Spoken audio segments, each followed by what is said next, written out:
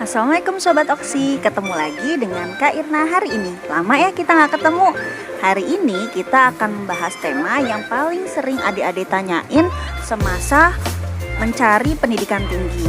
Banyak banget nih yang tanya, apa sih Kak bedanya D3, D4, dan S1? Nah hari ini kita akan membahas perbedaan kuliah D3, D4, dan S1. Tapi sebelum ke situ, adik-adik harus tahu dulu. Jadi pendidikan tinggi itu dibagi menjadi dua. Ada pendidikan vokasi, ada pendidikan akademik. Bedanya apa sih? Nah, pendidikan vokasi itu dia lebih mengutamakan pada keahlian. Berbeda dengan pendidikan akademik yang lebih mengutamakan pada pengetahuan atau teori. Jadi vokasi itu include D1, D2, D3, dan D4. Berbeda dengan pendidikan akademik, nanti di situ ada S1, S2, dan S3. 5 hal yang bisa membedakan apa itu D3, D4, dan S1.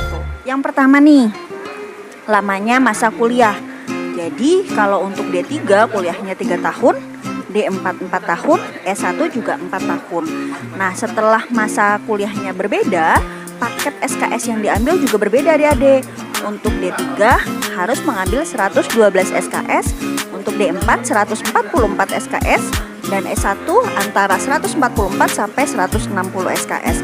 Itu bedanya. Kemudian apa lagi? Nah, persentase antara praktek dan teori itu juga berbeda. Untuk D3 dan D4, dia lebih mengutamakan praktek daripada teori.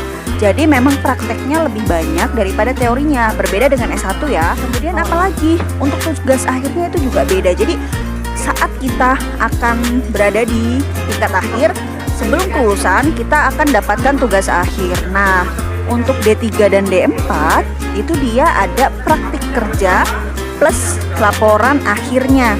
Nah, kalau di S1 itu ada namanya skripsi. Jadi memang beda ya. Makanya karena D3 dan D4 dia mengutamakan keahlian, dia juga ada praktik kerja. Nah, kalau S1 itu nggak ada praktik kerja. Yang beda lagi itu adalah gelar yang didapatkan. Jadi gelar untuk D3 itu adalah ahli mahadia (AMD). Kalau D4 adalah sarjana sains terapan. Kalau di S1 adalah ya sarjana S1 gitu kan. Jadi beda ya. Nah, yang banyak banget nih kan kalau D4 dengan S1 itu sama-sama 4 tahun. Bedanya apa sih? Tadi kan sudah disebutkan bahwa D4 itu masuk ke pendidikan vokasi dan S1 itu di pendidikan akademik. Jadi otomatis nanti penguasaan materinya juga berbeda. Kalau D4 itu lebih diutamakan prakteknya banyak. Jadi prakteknya lebih banyak daripada teorinya. Kalau di S1 itu lebih banyak teorinya.